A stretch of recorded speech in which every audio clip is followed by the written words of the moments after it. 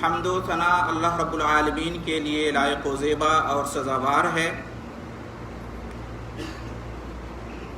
اور صلاۃ و سلام نازل ہو اللہ کے آخری نبی اور رسول محمد مصطفیٰ احمد مصطفیٰ صلی اللہ علیہ وسلم پر، اور آپ کے آل اطہار اور صحابہ کرام رضی اللہ عنہم اجمعین پر۔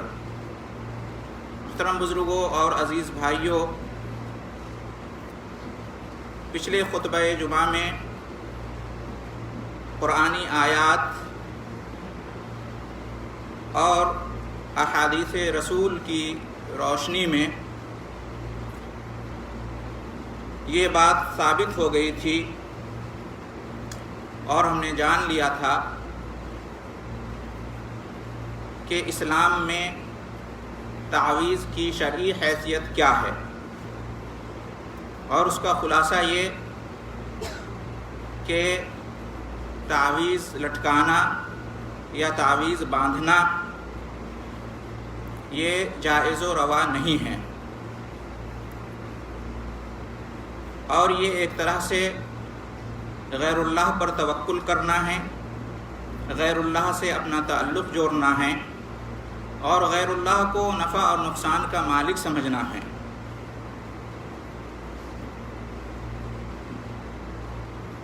اس سلسلے میں بہت ساری آیتیں اور حدیثیں پیش کی گئیں جو اس بات کے لیے ہمارے سمجھنے کے لیے کافی ہے کہ ہم مسلمانوں کو ان چیزوں سے دور رہنا چاہیے۔ یہ اسلامی طریقہ نہیں ہے، لیکن اس کے باوجود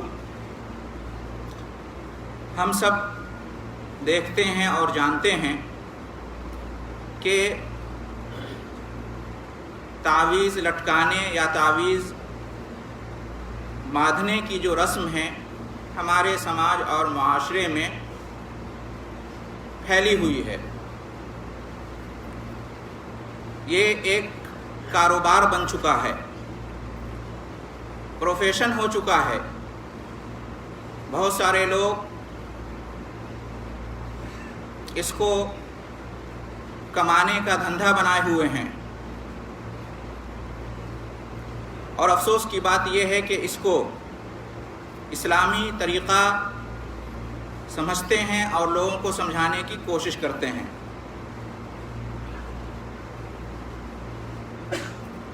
اور جب انہیں سمجھایا جاتا ہے،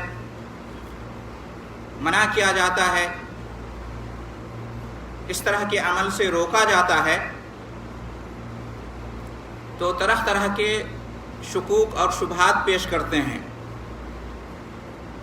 اور قسم قسم کی دلیلیں دیتے ہیں۔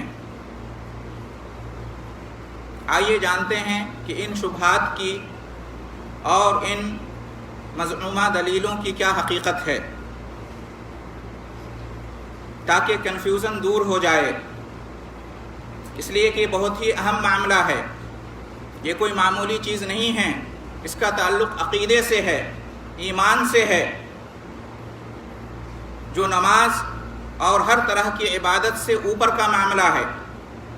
سب سے پہلے انسان کا عقیدہ اور ایمان درست ہونا چاہیے، اس کے بعد ہی نماز اور دیگر عبادات کا معاملہ آتا ہے، لہٰذا اس کو سمجھنا بہت ہی ضروری ہے۔ ایک شبہ یہ پیش کیا جاتا ہے کہ ہم لوگ تعویذ پر اعتماد، بھروسہ اور توکل نہیں کرتے ہیں، اور تعویذ کو نفع اور نقصان کا مالک نہیں سمجھتے ہیں، بلکہ ہمارا توکل اللہ ہی پر ہے، ہم اللہ ہی کو نفع اور نقصان کا مالک سمجھتے ہیں، لہذا اس میں غلط کیا ہے؟ اس کا جواب یہ ہے میرے بھائیوں کہ تعویذ کو نفع نقصان کا مالک سمجھا جائے یا نہ سمجھا جائے، اس پر توکل بھروسہ کیا جائے یا نہ کیا جائے، یہ درست نہیں ہے، اور دونوں حال میں یہ گناہ ہے اور یہ حرام ہے۔ اگر اس کو نفع اور نقصان کا مالک سمجھ کر اور اس پر توکل اور بھروسہ کرتے ہوئے استعمال کیا جائے تب تو یہ بہت سب سے بڑا گناہ ہے جس کو شرک کہتے ہیں، اس لیے کہ نفع نقصان کا مالک صرف اللہ ہے اور توکل صرف اللہ پر ہونا چاہیے۔ اگر اس پر کوئی توکل کرتا ہے، اس کو نفع نقصان کا مالک سمجھتا ہے، تو یہ تو سب سے بڑا گناہ ہے، شرک اکبر ہے، جس سے انسان دائرہ اسلام سے خارج ہو جاتا ہے۔ توبہ کیے بغیر اگر شرک اکبر پر آدمی مر جائے تو ہمیشہ کے لیے اس کا ٹھکانہ جہنم ہوتا ہے، اس کی پچھلی ساری نیکیاں، ساری عبادات ضائع ہو جاتی ہیں۔ اور اگر کوئی اس کو نفع نقصان کا مالک نہیں سمجھتا ہے، اس پر توکل اور بھروسہ نہیں کرتا ہے، بلکہ اس کو صرف ذریعہ سمجھتا ہے، اس کو صرف ایک سبب اور ایک وسیلہ مانتا ہے کہ اس سے نظر بد سے دور ہو جائیں گے، اس کی وجہ سے شفایابی ہوگی، اس کی وجہ سے یہ کام ہو جائے گا، صرف ذریعہ سمجھتا ہے، سبب اور وسیلہ کے طور پر اس کو استعمال کرتا ہے، اور یہ سمجھتا ہے کہ نفع نقصان کا مالک صرف اللہ ہے اور اسی پر میرا توکل ہے، لیکن یہ ایک ذریعہ ہے، سبب ہے، لہذا اس کو اپنانے میں کیا حرج ہے۔ تو اگر کوئی یہ سمجھتا ہے اور اس طریقے سے عمل کرتا ہے تو بھی یہ گناہ ہے، اور یہ بھی بہت بڑا گناہ ہے، اور یہ بھی شرک ہے، لیکن یہ شرک اصغر ہے، چھوٹا شرک ہے۔ اور شرک اصغر اس شرک کو کہتے ہیں کہ جس کی بھی بخشش اور معافی نہیں ہے، اس کی سزا ملے گی اگر کسی نے توبہ نہیں کیا تو، لیکن یہ ہے کہ ہمیشہ جہنم میں نہیں رہے گا، دار اسلام سے خارج نہیں ہوتا ہے ایسا شخص، اور اس کی پچھلی ساری نیکیاں ضائع نہیں ہوتی۔ یہ فرق ہے شرک اکبر میں اور شرک اصغر میں۔ تو تعویذ کو نفع نقصان کا مالک سمجھا جائے یا نہ سمجھا جائے، اس پر توکل کیا جائے یا نہ کیا جائے، اور اس کو صرف ایک ذریعہ اور وسیلہ اور سبب سمجھا جائے یا کچھ اور، ہر دو حال میں تعویذ استعمال کرنا یہ جائز و درست نہیں ہے، یا تو یہ شرک اکبر ہوگا یا شرک اصغر ہوگا۔ دوسرا شبہ یہ پیش کیا جاتا ہے محترم بھائیوں کہ تجربہ بتلاتا ہے کہ تعویذوں کا استعمال کرنے سے فائدہ حاصل ہوتا ہے، کام بن جاتا ہے، مصیبتیں دور ہو جاتی ہیں، نظر بد سے، جادو سے، جن شیاطین کے حملے سے، بیماریوں سے، بلاؤں سے، مصیبتوں سے انسان نجات پا لیتا ہے۔ فلاں شخص نے فلاں صاحب کی تعویذ پہنی، لٹکائی تو یہ فائدہ ہوا، یہ شفا مل گئی، وغیرہ وغیرہ۔ جس مقصد سے تعویذ لٹکائی اور باندھی جاتی ہے وہ مقصد پورا ہو جاتا ہے، تجربہ سے ثابت ہے، لہٰذا اس میں کیا حرج کی بات ہے۔ اس کا مطلب یہ ہے کہ یہ نفع بخش چیز ہے، فائدہ مند چیز ہے، تو مقصد حاصل کرنے کے لیے اس راستے کو اپنانے میں کیا حرج ہے۔ یہ ایک شبہ پیش کیا جاتا ہے، یہ ایک دلیل دی جاتی ہے۔ محترم حضرات اگر غور کریں تو یہ بہت ہی نامناسب دلیل ہے، اور اس شک اور شبے کی کوئی حقیقت نہیں ہے، کیونکہ اگر اس دلیل کو مان لیا جائے، اس شبہ کو تسلیم کر لیا جائے، تو پھر کوئی چیز حرام اور ناجائز نہیں رہے گی دنیا میں، ہر چیز جائز ہو جائے گی، ہر چیز روا ہو جائے گی، یہ کہہ کر کے تجربے سے ثابت ہے کہ اس کا فائدہ ہے۔ ایک مسلمان کو سب سے پہلے شریعت کی روشنی سے دیکھنا چاہیے کہ یہ کیسی چیز ہے، یہ طریقہ، یہ راستہ درست ہے یا نہیں ہے۔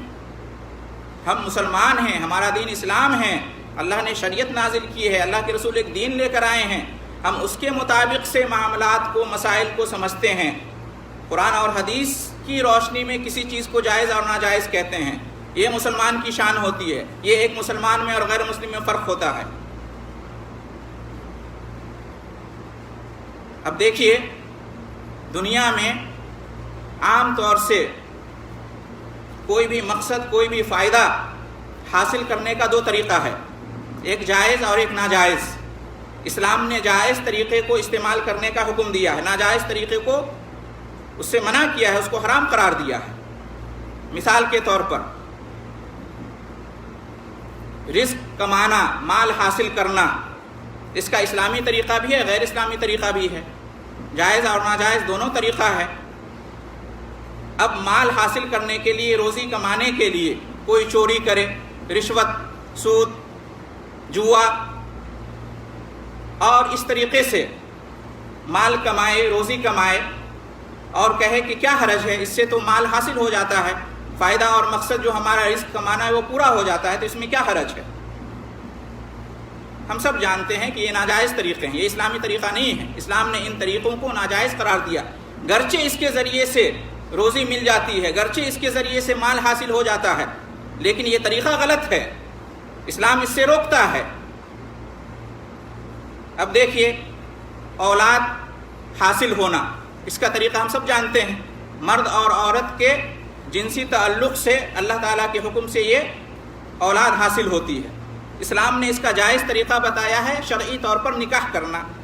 کوئی مرد عورت ناجائز طریقے سے یہ تعلق قائم کر لے اور اولاد ہو جائے تو کیا یہ کہا جا سکتا ہے کہ اولاد پانے کے لیے یہ بھی ایک طریقہ ہے، اولاد مل جاتی ہے تو اس میں کیا حرج ہے، یہ بھی ایک راستہ ہے، مقصد پورا ہو گیا؟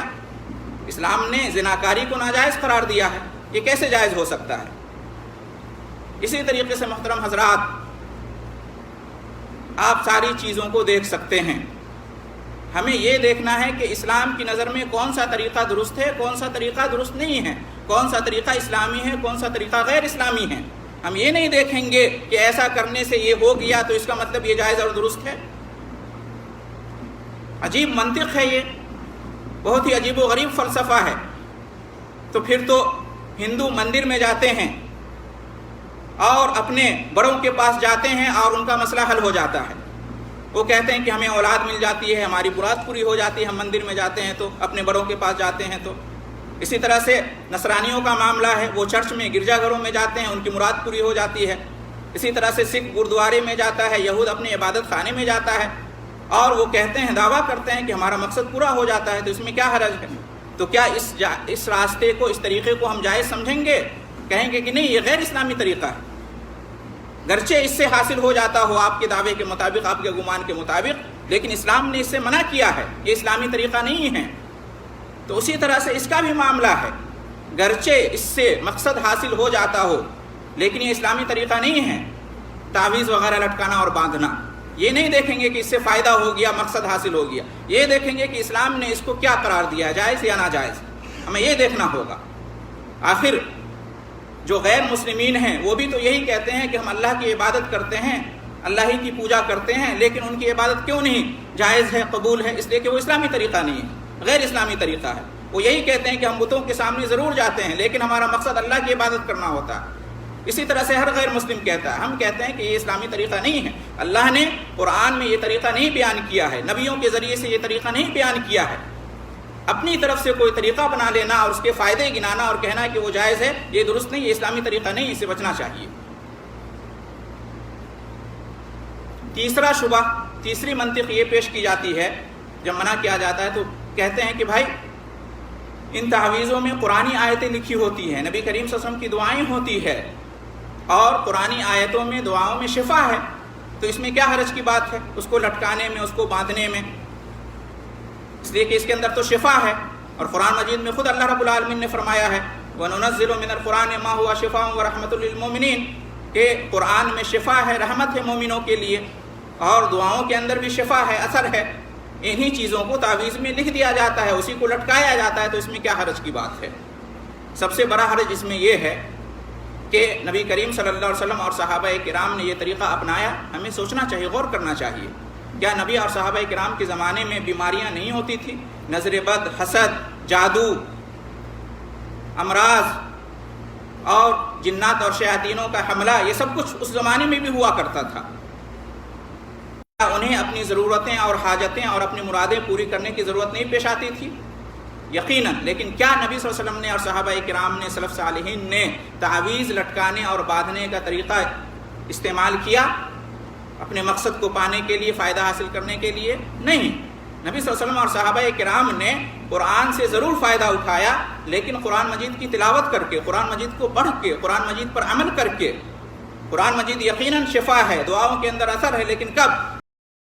جب معوذتین کو پڑھا اور اس طریقے سے شفا ملی۔ نبی کریم صلی اللہ علیہ وسلم اور صحابہ کرام کا یہ طریقہ نہیں تھا کہ قرآن کی آیتوں کو یا دعاؤں کو لکھ کر اس کا تعویذ بنا کر جو ہے لٹکایا جائے، باندھا جائے۔ لہٰذا ایک حرج تو اس میں یہ ہے۔ دوسرا یہ آپ غور کریں کہ قرآن مجید سے شفا حاصل کرنے کا جو صحیح طریقہ ہے، یعنی اس کی تلاوت کر کے دم کرنا، پھونکنا، اسی طریقے کو ہمیں اپنانا چاہیے۔ اس کو لٹکانا یہ طریقہ تو درست نہیں ہے نا۔ آپ دیکھیں بہت ساری چیزوں میں اللہ تعالیٰ نے شفا رکھا ہے، اجوا کھجور کے اندر شفا ہے، زمزم کا پانی اس کے اندر شفا ہے، زیتون کے اندر شفا ہے، شہد کے اندر شفا ہے، کلونجی کے اندر شفا ہے، دواؤں کے اندر اللہ نے شفا رکھی ہے، جڑی بوٹیوں کے اندر اللہ نے شفا رکھی ہے۔ ان سے کیسے ہم شفا حاصل کرتے ہیں؟ کیا ان چیزوں کو ہم لٹکاتے ہیں، باندھتے ہیں، یا انہیں کھاتے ہیں، پیتے ہیں؟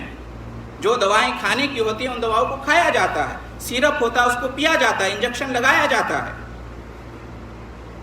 شہد کو کھایا جاتا ہے، اسی طرح سے زیتون، کلونجی، کھجور، اس لیے کہ اس کا وہی طریقہ ہے۔ اگر اس کو کوئی لٹکا لے، اس کی تعویذ بنا لے، کیا اس کو کہیں گے کہ یہ صحیح طریقہ ہے؟ یہ تو بالکل بے وقوفی اور جہالت کی بات ہوگی۔ تو اسی طریقے سے قرآن مجید کے اندر یقیناً شفا ہے، لیکن اس کو پڑھنے میں شفا ہے، اس کی تلاوت کرنے میں شفا ہے، اس کو لٹکانے میں نہیں ہے۔ یہ غیر اسلامی طریقہ ہے۔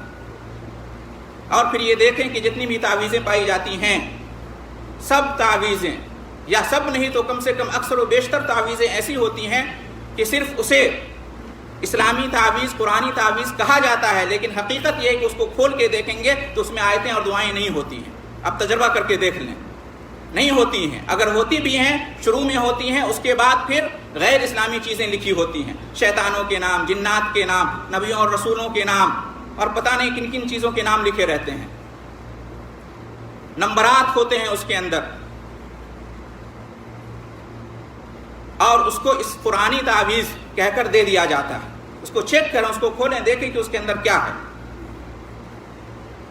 کیا نمبرات جو اس پر لکھے ہوتے ہیں، نقش و نگار کیے ہو جاتے ہیں، کیا یہ شفا حاصل کرنے کا طریقہ ہے؟ ذرا سوچئے۔ سورتوں کے نمبرات نکالتے ہیں، تینوں قل کے، چاروں قل کے، سورہ فاتحہ کے، بسم اللہ کے، کیا نمبرات، کیا اس کے ذریعے سے عبادت کی جا سکتی ہے؟ اس کے ذریعے سے اجر و ثواب حاصل ہوتا ہے؟ ہم نماز پڑھتے ہیں، اس کے اندر سورہ فاتحہ پڑھنے کے بجائے اس کا نمبر ہم نکال لیں، بسم اللہ پڑھنے کے بجائے اس کا نمبر نکال لیں، ہماری نماز ہو جائے گی؟ یہ نمبر نکالنا ہی غلط ہے۔ ابجد ہوا اور حتی کلمن کے حساب سے جو نکالا جاتا ہے، یہ غلط طریقہ ہے۔ ان چیزوں سے بچنا چاہیے۔ دھوکہ دیا جاتا ہے، اس کے ذریعے سے اس کو دھندا بنا لیا گیا ہے۔ مسلمانوں کو دیکھنا چاہیے کہ قرآن حدیث اس بارے میں کیا کہتا ہے۔ کہتے ہیں کہ عبداللہ بن عمرو بن عاص رضی اللہ تعالی عنہ بچوں کے سینوں پر تختیاں لٹکاتے تھے، اس میں دعائیں لکھی ہوتی تھی۔ تو کیا حرج کی بات ہے تعویذ بنانے میں؟ دونوں میں بہت فرق ہے۔ تختیاں اور تعویذ دونوں الگ الگ ہے۔ تختیوں پر اس لیے لکھتے تھے تاکہ وہ دعائیں لوگوں کو یاد ہو جائے دیکھ کر، اور معلوم ہوتا تھا کیا لکھا ہوا ہے۔ تختی کھلی ہوتی ہے، جبکہ تعویذ کے اندر دیکھیں اس کو کھولنے میں کتنا ٹائم لگتا ہے، اس کے اندر پتہ نہیں کیا کیا رہتا ہے۔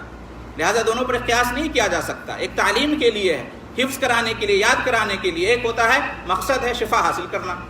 تو محترم حضرات، بہت ساری باتیں ہیں، ان باتوں سے آپ اچھی طرح سے آپ غور کریں، عدل و انصاف سے کام لیں تو سمجھ میں آ جائے گی بات کہ تعویذ کی شرعی حیثیت اسلام میں کیا ہے۔ اس کی کوئی حقیقت نہیں ہے، ان چیزوں سے بچنا چاہیے۔ یہ بدعقیدگی ہے، ایمان کی کمزوری ہے، غیر اللہ پر توکل، غیر اللہ سے تعلق ہے، یہ اسلامی طریقہ نہیں ہے۔ ان چیزوں سے بچیں۔ اللہ رب العالمین نے، اس کے رسول صلی اللہ علیہ وسلم نے جائز طریقے اور اسباب بیان کیے ہیں، انہی پر ہمیں قناعت اختیار کرنا چاہیے۔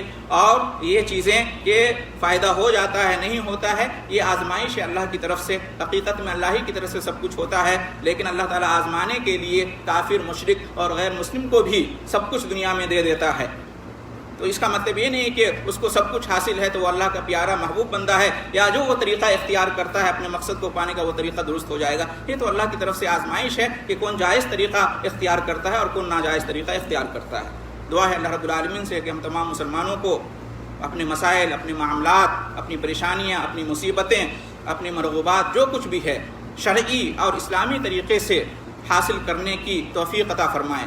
ہم اللہ رب العالمین سے دعا کریں، قرآن مجید کی تلاوت کریں، نبی صلی اللہ علیہ وسلم کی دعاؤں کو اپنا وظیفہ بنا لیں، اپنا ورد کریں، اور پھر اللہ پر توکل کریں، بھروسہ کریں۔ اللہ تعالیٰ چاہے گا تو ہمیں شفا مل جائے گی اور ہماری مراد پوری ہو جائے گی، ہمارا مقصد حاصل ہو جائے گا۔ نہیں تو یہ اللہ تعالیٰ کی طرف سے آزمائش ہے، ہم اس پر صبر کریں گے۔ یہ اسلامی طریقہ ہے۔ ایسا نہیں کہ صبر کو ہم چھوڑ دیں اور غیر اسلامی طریقہ اپنا لیں، یہ اسلامی طریقہ نہیں ہے۔ اللہ رب العالمین ہم سب کو صحیح سمجھ عطا فرمائے۔ آمین۔ وآخر دعوانا ان الحمد للہ رب العالمین، وجزاکم اللہ خیر الجزاء۔